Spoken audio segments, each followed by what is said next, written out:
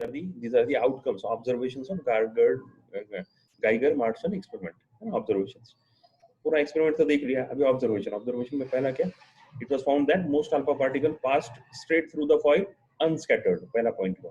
दूसरा practical point, few were deflected scattered, only about 0.14% of the incident alpha particles were scattered through angles larger than 0.1 degree.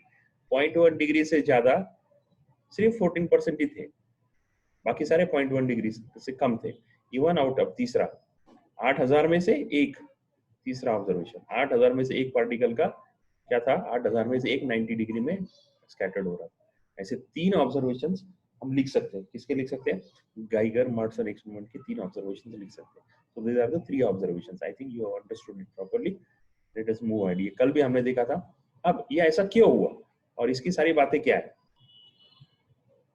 इसको किसने experiment किया वापस, क्योंकि original experiment Rutherford का ही था. रदरफोर्ड के उन्होंने गाइगर-मार्सन को उन्होंने उनके साथ में थे तो एक्सपेरिमेंट करने के लिए उन्होंने बोला था कि भाई ऐसा ऐसा एक्सपेरिमेंट करेंगे.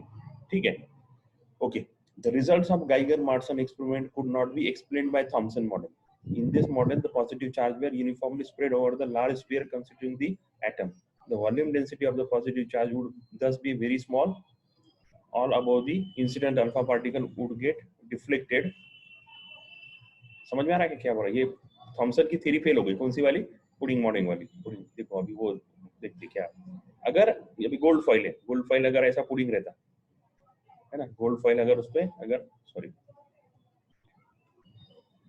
गोल्ड फॉइल अगर ऐसा रहता कि उस पे डॉट डॉट डॉट डॉट ऐसे सारी चीजें उसमें रहती है ना, उसके ऊपर क्या रहता सब कि भाई ये इलेक्ट्रॉन ऐसे उसके ऊपर रहते ऐसे, और ये पूरा ज्यादातर alpha positive, electron negative particle थोड़े, और अगर ज्यादा पॉजिटिव पार्टिकल रहते और उस पे अगर इंसिडेंट पॉजिटिव, अल्फा क्या है, पॉजिटिव है, अल्फा पॉजिटिव पार्टिकल बोला जाता है अल्फा, है ना.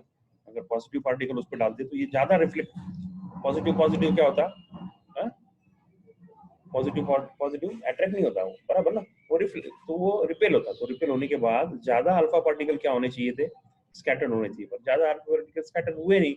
इसका मतलब ये जो है ये पूरा का पूरा पॉजिटिव नहीं है, कहीं उसमें छोटा मोटा पॉजिटिव है, क्योंकि कुछ बहुत सारी चीजें तो सीधी जा रही, बहुत सारे अल्फा पार्टिकल क्या हो गए, सीधे चले गए अनस्कैटर्ड.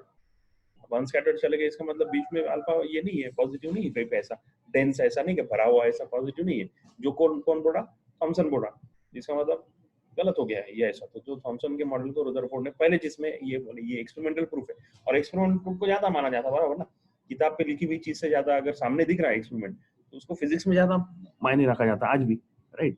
So the experimental observations were taken more importantly, more prominently.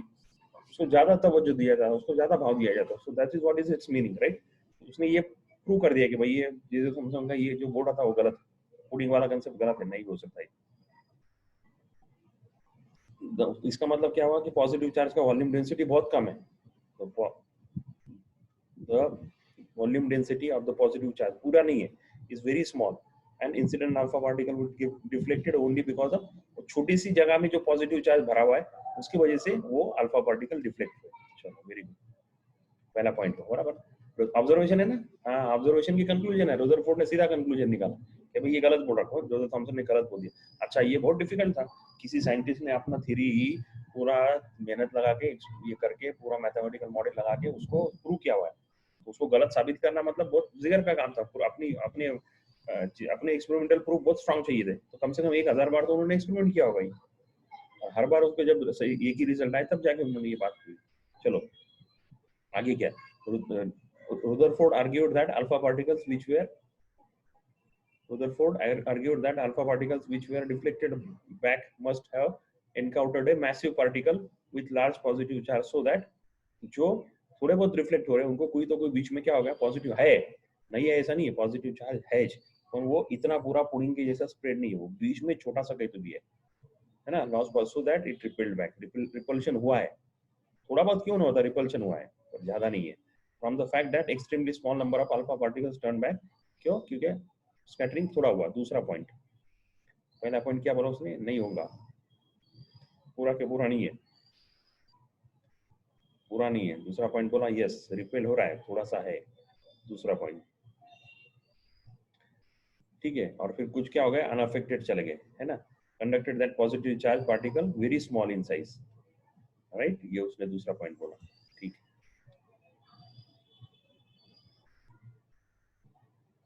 उसके बाद में from the experimental data size of the particle was found to be about 10 femtometre, right, femto 10⁻⁻15 FM, है ना, माइक्रो, नैनो, पिको, हाँ, तो femtometre 10⁻⁻15 which is about 10⁻⁻5 times of atom. उन्होंने क्या किया, एक अंदाजन काय का साइज निकाला, भाई ये कैलकुलेशन करके एक्सपेरिमेंट का एक तीसरा ऑब्जर्वेशन बहुत अच्छा है, कंक्लूजन, तीसरा कंक्लूजन बहुत अच्छा निकला कि भाई size of particle was found to be 10 to the power 15 femtometer which is about, ये जो पार्टिकल है अल्फा पार्टिकल का साइज कितना आ रहा, 10⁻⁻15 metre,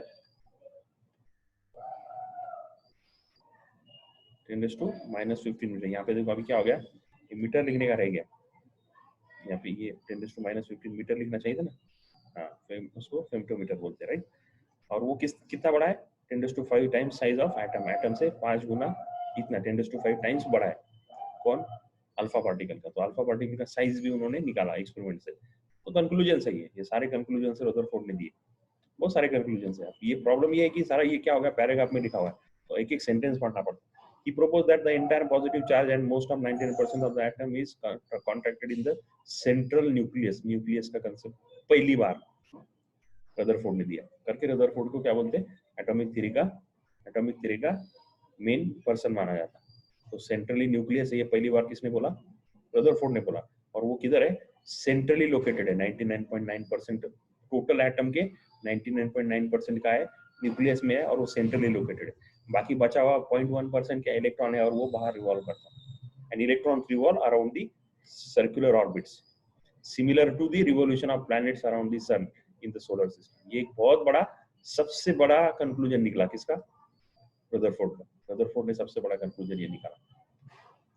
The revolution of the electrons was necessary as without it the electrons would fail into the positively charged nucleus and the atom would collapse। Electron बाहर घूम रहे हैं, और वो बाहर ही घूम रहे हैं, वो उसके अंदर नहीं जाते, पॉजिटिवली चार्ज के ऊपर टक्कर नहीं मारते, अगर टक्कर मारेंगे तो सारी सिस्टम खत्म हो जाएगी, राइट। मतलब क्या है, देखो ऐसा बोल रहे कि ये पॉजिटिव चार्ज है, ये पॉजिटिव है, और इसके अराउंड निगेटिव घूम रहे। अब निगेटिव पॉजिटिव में क्या होने में होता है, ये इलेक्ट्रॉन है, निगेटिव पॉजिटिव में क्या होने में होता है, अट्रैक्शन होने में होता क्या है, नहीं होता, होता क्या, ये अट्रैक्शन नहीं होता। अब ये नहीं होता, ये उसने बोला नहीं होता, कोलैप्स नहीं होता, वो पॉजिटिव चार्ज और वो एक दूसरे में टक्कर नहीं मारते। अब वो यहाँ तक बोला उसने, पर क्यों नहीं मारते ये नहीं बोल पाया। समझ में आ रहा है ना, धीरे धीरे आगे बढ़ रहे हो, थोड़ा आगे बढ़ रहे हो, फिर जैसा आगे बढ़ रहे फिर एक नई प्रॉब्लम सामने आ रही, फिर उसका कोई एक्सप्लेन नहीं कर पा रहा। तो इसको ये रदरफोर्ड ने एक्सप्लेन कर पाया कि भाई ये इलेक्ट्रॉन पॉजिटिव और निगेटिव, न्यूक्लियस पॉजिटिव है, इलेक्ट्रॉन निगेटिव है, तो फिर उसके ऊपर जाके क्यों नहीं टकराता, और टकरा के पूरा डिस्ट्रॉय क्यों नहीं हो जाता, तो खत्म, वो पार्ट नहीं बोल पाया, right. The electrons would have fall into the positively charged nucleus and then atom would collapse. The space between orbit of the electrons decide the size of the atom, and the nucleus is mostly empty. Thus, most alpha particles pass through this empty space undeflected, and a very few which are in direct line with the tiny nucleus are extremely close to get repelled and get deflected through large angles. This model also explains no positively charged particles are emitted by atoms while negatively charged electrons are. This is because of the large mass of the nucleus which does not get affected when force is applied on atom. अगला part उसने क्या बोला, ये देखो उसने क्या, एक तो पहला ये इलेक्ट्रॉन ये नहीं समझ आ पाया, पर एक बात उसने क्या, और एक बार और इम्पोर्टेंट बात बोला कि भाई इसमें ये जो न्यूक्लियस है वो हेवी मास है, न्यूक्लियस पॉजिटिव हेवी मास है, इलेक्ट्रॉन बाहर है, इसलिए सिर्फ इलेक्ट्रॉन को बाहर निकालते आता, क्योंकि तब तक जे थॉमसन ने बोल दिया था कि इलेक्ट्रॉन को बाहर निकालते आता। तो ये इलेक्ट्रॉन लाइट पार्टिकल है और उसके अराउंड घूमते हैं, इसलिए ये इलेक्ट्रॉन को अपन बाहर इजेक्ट कर सकते हैं, बाहर निकाल सकते हैं, पर एटम को नहीं निकाल सकते, सॉरी न्यूक्लियस को नहीं निकाल सकते, क्योंकि उसका क्या है, मास ज्यादा है और वो सेंट्रली लोकेटेड है ना, लार्ज, तो atoms is large mass comparatively, electrons की कंपैरेटिवली न्यूक्लियस का मास ज्यादा है, करके उसको निकालने के लिए ज्यादा मास, मतलब ज्यादा पावर लगेगी निकालने के लिए, और बाहर आने वाले पार्टिकल के पास इतनी ज्यादा पावर थी नहीं कि वो न्यूक्लियस को बाहर निकाल सके, ऐसा उसने बोला। तो बहुत सारी चीजें क्या हो गई, उसमें बहुत सारी चीजें, मतलब थॉमसन ने बोला था, जो थॉमसन के मॉडल से रदरफोर्ड के मॉडल ने बहुत सारी चीजें क्लियर कर दी, बहुत सारी चीजें बता दी उसने, ऐसा ऐसा ऐसा है, ऐसा ऐसा ऐसा, सारी बातें बता, right. So these are the points which were explained by, देखो उसमें भी 4-5 पॉइंट है, तो ये भी 4 पॉइंट लिखना है आपको, ये मेरी बात याद रखो, लिखना है इसको, और कैसा लिखना है, पॉइंट वाइज लिखना है। मैंने जो बोला ये सारा रिकॉर्डिंग है पूरा, आप मैंने आपके लिए सारा रिकॉर्डिंग, एक बंदा जो है वो जैसा मैं ये वो खत्म हो जाता और लैपटॉप पे वो उसको वो भी है ना, ज्वाइंट रहता है अपने इसमें, वो डायरेक्ट रिकॉर्ड करके और सीधा अपलोड कर देता, तो उसकी आप फिक्र मत लो। और उसमें भी फिर बाद में फिर जैसा जैसा टाइम मिलेगा उसको, करीब करीब 150 वीडियोस में अपलोड हो गए अपने, है ना। और फिर अभी वो ये भी कर रहा है, अपने को हेल्प कर रहा है, वो 50-50 एमसीक्यू उसके एक एक लेक्चर बना के रखेगा अपने को, है ना। मेरे पास जो अपने पास जो एमसीक्यू है उसके लेक्चर बना के रखेगा, लेक्चर बनाना मतलब ये टाइप करके रखना पड़ेगा ना सारे, तो वो भी है, वो बंदा अच्छे से कर रहा है, कर रहा है, राइट। रोज आता है बेचारा, 2-3 घंटे बैठता है, कर रहा है काम। तो ये सारी चीजें रिकॉर्डिंग है, तो आप ये जो पॉइंट मैंने बोला 1 2 3 4 5, ये वो रिकॉर्डिंग में, तो आप वहां से भी सुन के लिख सकते हैं, पर लिखो इसको, जितना लिखोगे आप उतना आपका फायदा होगा, एक बात याद रखो, ठीक है।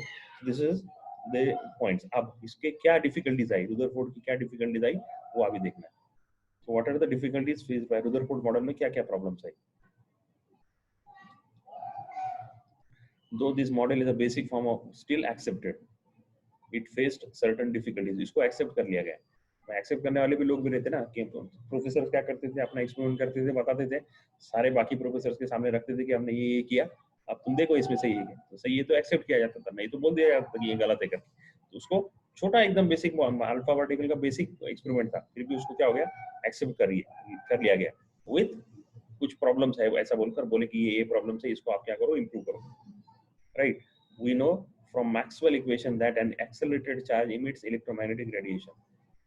उसी वक्त में मैक्सवेल भी था, ये प्रीवियस चैप्टर में इलेक्ट्रॉन, और मैक्सवेल ने भी प्रूव किया था कि कोई चार्ज, अगर इलेक्ट्रॉन, कोई चार्ज, कोई भी पॉजिटिव या नेगेटिव चार्ज अगर मूव करेगा तो क्या करेगा, अपने को मालूम है, wave, every moving charge particle has wave associated with, बराबर ना। ये देखिए आपने ऑसिलेशन में देखिए एवरी चार्ज पार्टिकल, तो ये अपने क्लासिकल क्वांटम मैकेनिक्स से देखिए, मैक्सवेल ने इलेक्ट्रॉन्स के ऊपर काम किया, एक्सेलरेटेड चार्ज पार्टिकल को इलेक्ट्रोमैग्नेटिक रेडिएशन में उसने किया, एक्सपेरिमेंट किया था। अब अगर देखो, ये थोड़ा ध्यान से सुनो, अब ये क्या करेगा, एक्सेलरेटेड चार्ज पार्टिकल क्या करेगा, रेडिएशन इमिट करेगा, रेडिएशन इमिट करेगा मतलब अपनी एनर्जी बाहर फेंकेगा। 10 एनर्जी है और वो घूम रहा है, और एनर्जी आप धीरे धीरे धीरे धीरे बाहर फेंक रहा है ना। एनर्जी मतलब क्या है, इलेक्ट्रोमैग्नेटिक रेडिएशन मतलब क्या, फोटोन, लाइट धीरे धीरे धीरे धीरे बाहर मिल रहा है, तो कुछ देर बाद उसकी एनर्जी क्या हो जाना चाहिए, खत्म हो जानी चाहिए, पर ऐसी होती नहीं। फिर अगर नहीं खत्म होती तो क्यों नहीं खत्म होती, तो रदरफोर्ड भी नहीं एक्सप्लेन कर पाया उसको, और मैक्सवेल भी नहीं एक्सप्लेन कर पाया कि ऐसा क्यों होता। अरे भाई उसमें एनर्जी है, एनर्जी अगर वो कंटिन्यूअसली बाहर फेंक रहा तो उसको मिल रही कहाँ से, बैटरी थोड़ी लगाई हुई, इलेक्ट्रिकल अपने उसको कनेक्शन थोड़ी लगाया एटम को, हर एटम में इलेक्ट्रॉन घूम रहे, और जब घूम रहे तो उसमें से फोटॉन्स बाहर निकल रहे, थोड़ा बहुत वेव्स बाहर निकल रही, वेव बाहर निकल रही तो एनर्जी बाहर आ रही है, एनर्जी बाहर आ रही तो थोड़ी देर बाद वो एनर्जी, 1 साल बाद बोलो, 2 साल बाद बोलो, 50 साल बाद, एनर्जी कम होने वाला, क्यों नहीं होती। हाँ, तो ऐसा पॉइंट था, तो ये बोला उसने, तो ये अभी तुमको इतना डिटेल में अभी फिलहाल में नहीं सोचने की जरूरत, पर जब इसके एमसीक्यू करेंगे तो ऐसी ये पूरे कंसेप्ट के ऊपर ही एमसीक्यू का है, इसलिए मैं इसको पूरा तुमको डिटेल में समझा रहा हूँ, right. Okay fine. So an electron in Rutherford model moves uniformly along the circular orbit around the nucleus. Even though the magnitude of the velocity is constant, the direction changes continuously, and so the motion is an accelerated motion. Thus, the electron should emit electromagnetic radiation continuously. Rutherford ने भी क्या बोला, yes, Maxwell जो बोला वो सही है, पर उसने उसके लिए क्या अपना ये क्या बोला कि इसमें क्या चेंज होता, इलेक्ट्रॉन है या मूव करेगा, वेलोसिटी कांस्टेंट है, कौन सी, लीनियर वेलोसिटी कांस्टेंट है, एंगुलर वेलोसिटी डिफरेंट है। एंगुलर वेलोसिटी मतलब क्या, एंगल हर सेकंड पे एंगल क्या हो रहा है, चेंज हो रहा है, एंगल चेंज हो रहा है तो वेक्टर हो गया, change in angle is also lead to change in change in velocity, change in velocity is acceleration, v constant है, लीनियर वेलोसिटी कांस्टेंट है, तो लीनियर एक्सेलरेशन कांस्टेंट है, बट अल्फा कांस्टेंट नहीं है। सर्कुलर मोशन में पढ़ा हमने, पढ़ाना, सर्कुलर मोशन में अल्फा कांस्टेंट नहीं होता, लीनियर यूनिफॉर्म सर्कुलर मोशन में अल्फा चेंज होता रहता है, ए वी सेम है, राइट। तो इस वजह से वो बोला वी अगर अल्फा है, एक्सेलरेशन है, तो इलेक्ट्रोमैग्नेटिक रेडिएशन इमिट होते रहेगी, also as it emits radiation its energy would decrease and consequently the radius of its orbit would decreases continuously. उसने क्या बोला, ये गलती बोला उसने, डिफिकल्टी थी, उसने बोला जैसा जैसा उसकी एनर्जी कम होती जाएगी, वैसा वैसा ये इलेक्ट्रॉन इसके करीब आता जाएगा। ज्यादा एनर्जी है तो एटम से दूर रहेगा, ज्यादा एनर्जी है तो एटम से दूर रहेगा, आउटर मोस्ट ऑर्बिट में रहेगा। जैसे जैसे रेडिएशन होगी उसका इलेक्ट्रॉन यहाँ से it will jump from higher orbit to lower orbit, क्योंकि नीचे वाली ऑर्बिट क्या है ये अपने को मालूम है, ये पड़ा हुआ है सब। नीचे वाले ऑर्बिट की एनर्जी कम रहती है, नीचे वाले ऑर्बिट की एनर्जी कम रहती है, अपने पढ़ा है। तो फिर ऑर्बिट ये डिक्रीज होती जाएगा, वैसा वैसा इलेक्ट्रॉन एटम के करीब करीब आता जाएगा और उसमें वो कोलैप्स हो जाएगा। ये किसने बोला? किसने बोला? ये रुदरफोर्ड ने बोला। और ऐसा होता है क्या? नहीं। तो ये डिफिकल्टीज है, डिफिकल्टीज मतलब ड्रॉबैक्स, मतलब कहाँ पे फेल हो गई उसकी थ्योरी। थ्री फेल हो गई ना, अगर वो इलेक्ट्रॉन इसमें गिरेगा तो क्या हो जाएगा? स्फोट हो जाएगा उसका। तो इतना आसान नहीं, एटॉमिक पार्टिकल एटम बम बन जाएगा उसका, राइट? एटम बम बन जाएगा। तो this was the major drawback of Rutherford. It would then spiral into the nucleus, causing the atom to collapse and lose its atomic properties. As the electron loses energy, its velocity changes continuously, and the frequency of the radiation emitted would also change continuously as it moves towards the nucleus.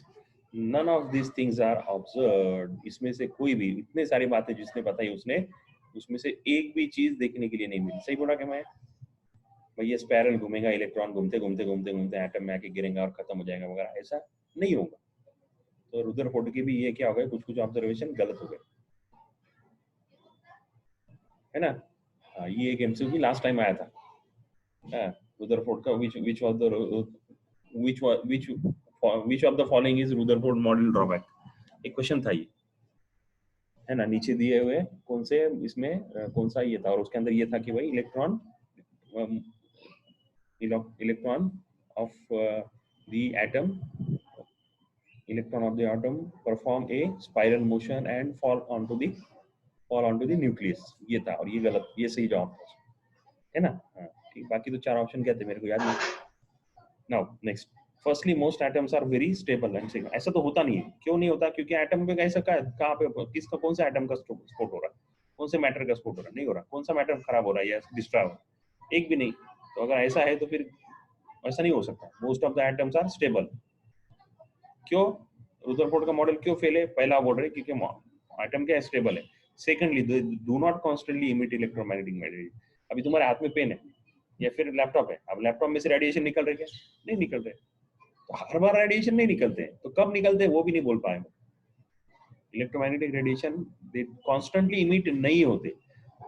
Material do not constantly emit electromagnetic radiation and definitely not having varying frequency. और उसकी वजह से frequency varying frequency नहीं है, मतलब omega नहीं है। Varying frequency नहीं तो फिर बाकी बातें, एक्सेलरेशन आता ही नहीं। फिर the atoms have to be given energy by heating or from in the able to emit radiation।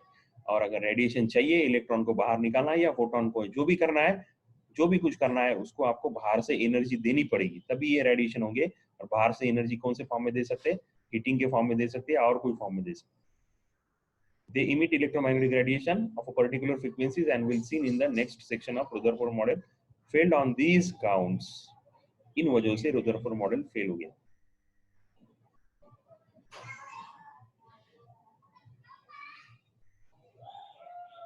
एक बहुत बड़ा ऐसे था ये जो रुदरफोर्ड मॉडल था, फेल क्यों हुआ और उसने क्या कही यहाँ से यहाँ तक।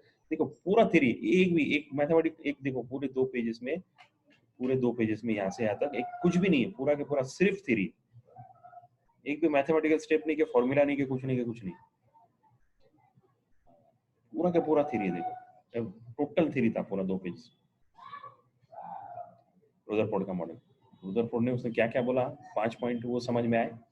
रुदरफोर्ड ने उसके अपनी तरफ से पॉजिटिव पॉइंट्स क्या बोला और उसके फेल्यूर कहाँ हुई, सारी बातें यहाँ पे समझ में आ गई। ठीक है, रुदरफोर्ड के 5 मॉडल आप बना सकते हैं। मैंने एक एक करके बोला, वो अब रिकॉर्डिंग है पूरा, आप लिखो अच्छे से लिखो। पहला ये, दूसरा ये, तीसरा ये, चौथा ये, बराबर ना? हाँ, तो रुदरफोर्ड के बहुत सारी चीजें सही हुई। उसमें से जो गलती हुई वो मेन 2 ये थे कि भाई इलेक्ट्रॉन क्या होगा, उसकी वेरी एंगुलर वेलोसिटी चेंज होती रहेगी, ये उसने बोला, वो गलत था। दूसरा ये बोला कि इलेक्ट्रॉन घूमता घूमता रहेगा और रेडिएशन की वजह से हमेशा रेडिएशन इमिट करता रहेगा, ये भी गलत निकला, हमेशा रेडिएशन नहीं कर सकता। तीसरा, इलेक्ट्रॉन घूमता रहेगा स्पाइरल में और आखिरी में कहाँ पे जाके टकराएगा, न्यूक्लियस को टकराएगा और सारा स्पॉइल हो जाएगा। ये भी बात उसकी गलत निकली, राइट? और फिर गलत क्यों निकली? क्योंकि ऐसा होता नहीं है। थ्योरेटिकली दिख रहा है, ऐसा होता नहीं है, राइट? Okay fine. तो ये सारी बातें अपने को समझ में आई। तो रदरफोर्ड मॉडल के पॉजिटिव और नेगेटिव दोनों अपन ने देखे, ड्रॉबैक्स और उसके पॉस्टुलेट्स दोनों अपन ने देखे। ठीक है, अगला पॉइंट है एटॉमिक स्पेक्ट्रा। अब एटॉमिक स्पेक्ट्रा जाने से पहले वापस अपने को क्या बनाने की मैं बोलता था, मैं आपको याद है ना, थोड़ा सा आधा चैप्टर होने के बाद अपन क्या बनाते हैं, इंडेक्स बनाते नहीं बनाते इंडेक्स। इंडेक्स क्यों बनाते? हाँ, एमसीक्यू को बहुत काम आने वाली है इंडेक्स, कि हर टॉपिक पे अपना एमसीक्यू हुआ कि नहीं हुआ। हम ये चैप्टर के बाद सारे एमसीक्यू लेने वाला है ना, फिर आखिरी 3-4 दिन में, ये महीने के आखिरी 3-4 दिन में आखिरी चैप्टर में खत्म करूंगा। बीच में जो अपने को ये 4-5 दिन मिलेंगे, आज 20 तारीख है ना, तो देखते हैं क्या कितने दिन में खत्म होता है, क्या 1-2-3 दिन तो कम से कम देखते हैं अपन, शुरू तो करते एमसीक्यू शुरू करेंगे। अभी वो बच्चा कितना कर पाता है उसको मैंने बनाने के लिए बोला, एमसीक्यू कितना बना पाता मेरे को नहीं मालूम, क्योंकि टाइम लग रहा है एक एक क्वेश्चन को बनाना है, उसके 4 ऑप्शन लिखना, टाइप करना, फिर उसका सही है जवाब लिखना, एक्सप्लेनेशन लिखना। मैंने उसको लिख कर दिया, पर उसको टाइप करने में बहुत टाइम जा रहा है। तो 1 या 2 ही क्वेश्चन हो रहे हैं आधे पौन घंटे, देखते हैं, है ना।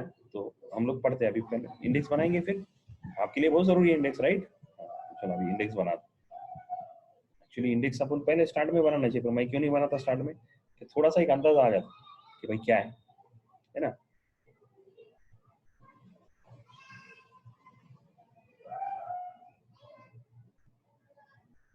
है ना, dual nature of radiation and matter का था ये पूरा, उसी का था, और ये भी उसी का है। चलो जाने दो, ये is EV is equal to, अभी नया चैप्टर का नाम यानी कि अपन शुरू करेंगे। कौन सा है?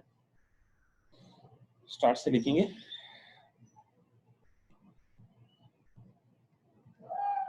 Structure of atom and nuclear. ठीक है,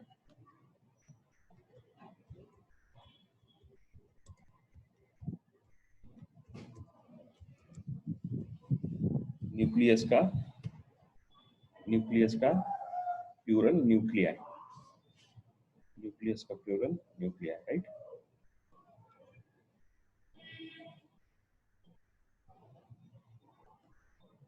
ठीक है,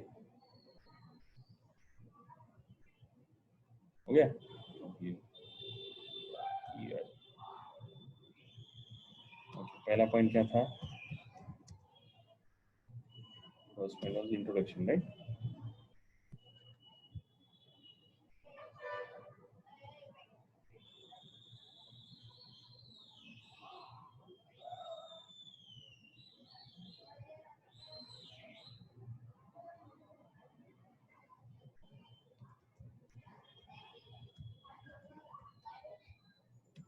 इंट्रोडक्शन में जो एक पॉइंट था वो अपन इधर ही लिखेंगे, Dalton's model,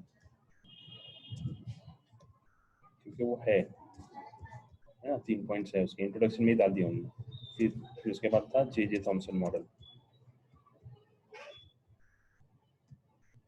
right? J Thomson model, उसके बाद में Geiger मार्टसन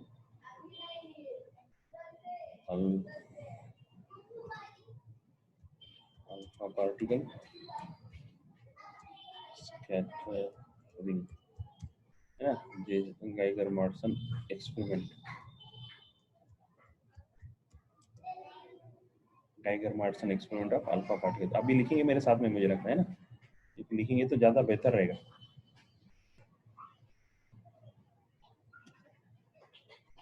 Fine. So this is the next point, Geiger-Marson experiment।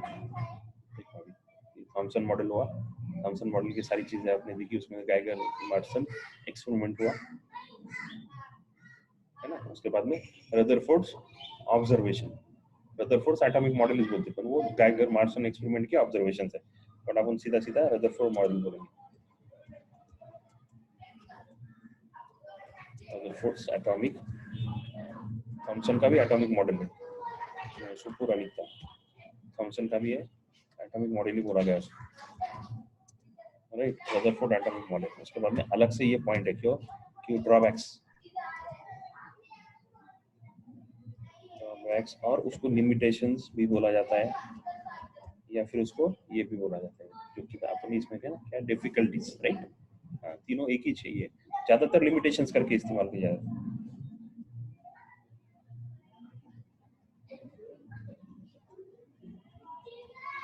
Difficulties of Rutherford model लिख रहे ना आप?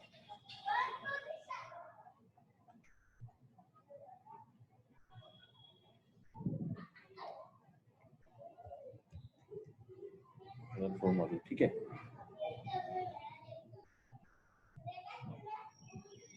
ये हो गया याद, राइट। उसके बाद में अभी ये एटॉमिक स्पेक्ट्रम, अगला पॉइंट है ये एटॉमिक स्पेक्ट्रम, बहुत इंटरेस्टिंग है। और फिर अगला मॉडल ये एटॉमिक स्पेक्ट्रम रदरफोर्ड के ऊपर ही है, मतलब उसके ऑब्जर्वेशन के ऊपर ही आगे एटॉमिक स्पेक्ट्रम। उसके बाद में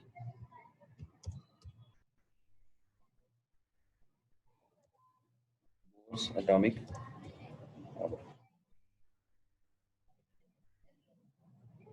atomic model, right.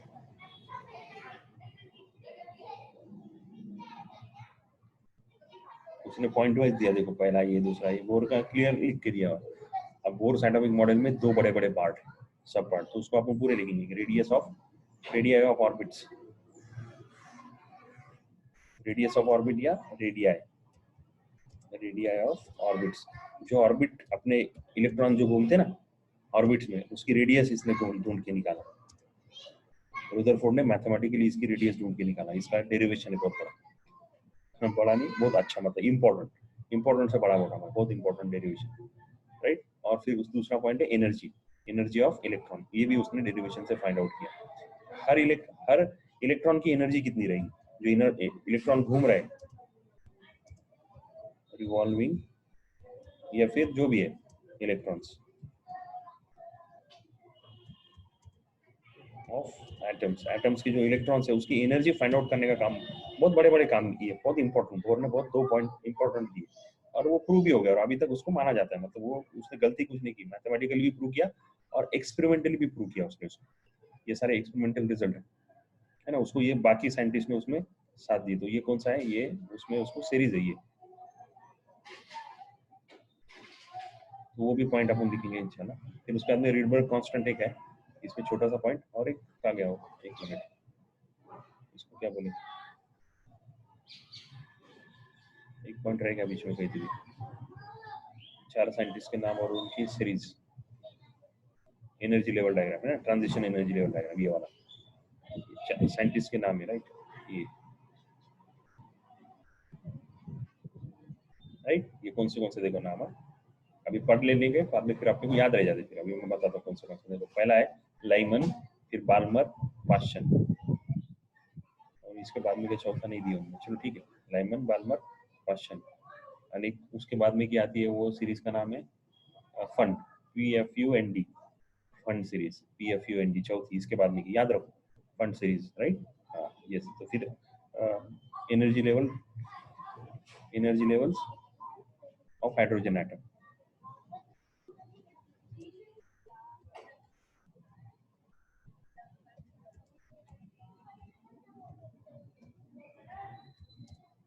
Of hydrogen atom, और इसमें था वो 4 सीरीज, 4 सीरीज, अपन नाम लिख देंगे ना, ठीक है। लाइमन, बाल्मर, ये इम्पोर्टेंट है, ये पूरा मैं इसमें इतने सारे न्यूमेरिकल आते ना, तो अपने को थोड़ा,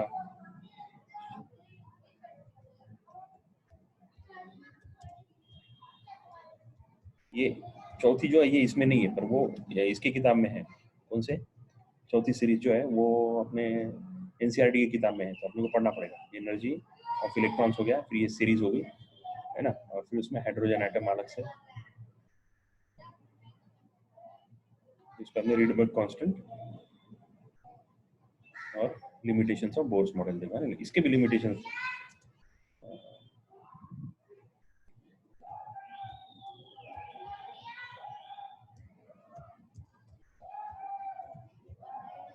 कांस्टेंट, लिमिटेशंस ड्रॉबैक, कुछ भी बोल सकते, model limitations drawback Bohr model, right.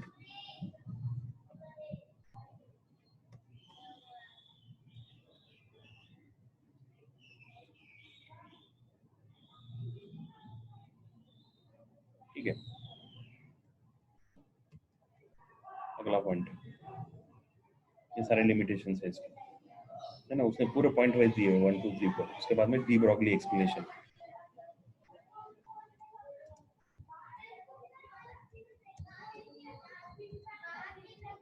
था तो प्रिंस, और इसने क्या किया? था तो प्रिंस है, पर इसने बहुत सारा फिजिक्स पे का रिसर्च किया हुआ था। 15वां मॉडल, एटॉमिक न्यूक्लियस, न्यूक्लियस के बारे में, एटॉमिक न्यूक्लियस, न्यूक्लियस के बारे में पूरी मालूमात। फिर ये एटॉमिक नंबर वगैरह, ये mass of proton, mass of neutron, ये सारी बातें आएंगी। एटॉमिक न्यूक्लियस है ना, nucleus, size of nucleus, nucleus के बारे में पूरी मालूमात। उसके बाद में साइज ऑफ न्यूक्लियस, छोटे छोटे पॉइंट अभी है।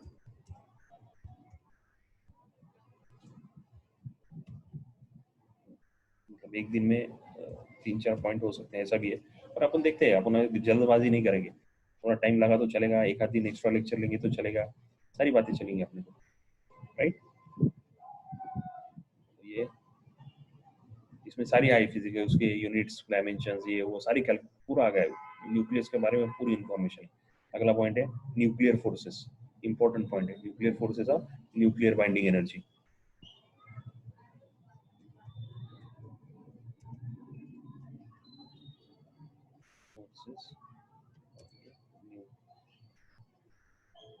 न्यूक्लियर बाइंडिंग एनर्जी, इसमें से शायद मेरे को लगता है 5-7 पॉइंट अपने हो गए, आधे पॉइंट तो हो गए होंगे शायद, आधे नहीं हुए होंगे, 30% तो भी अपना सिलेबस। और ये बाइंडिंग एनर्जी कर्व है ना, binding energy curve, binding energy और binding energy curve,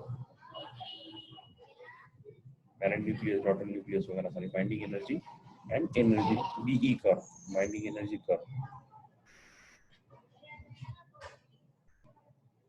BE curve, right. Okay fine, ये खत्म होगा क्या? 1 मिनट में खत्म हो जाएगा, अपन तुरंत आप ज्वाइन करके, तब तक अभी अल्फा बीटा गैमा डीके, अगला पॉइंट देखो, अल्फा डीके, बीटा डीके और गैमा डीके, है ना, 3। हाँ, alpha decay, beta decay, gamma decay, alpha decay, 20वां पॉइंट बीटा डीके। अब ये तुमने पढ़े हुए बहुत सारी चीजें इसमें से पढ़ी हुई, पर ठीक है, और गैमा,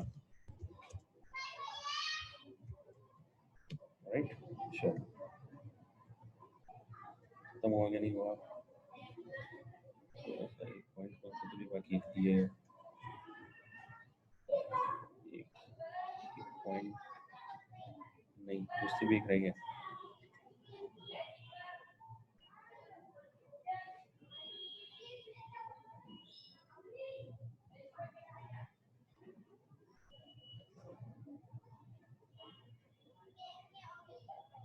चलो ज्वाइन करेंगे बाद में, फिर वापस बाकी के लिखते हैं ना, वो बंद हो जाएगा। ठीक है, decay law, decay law, decay law of radioactivity and half life time, बराबर।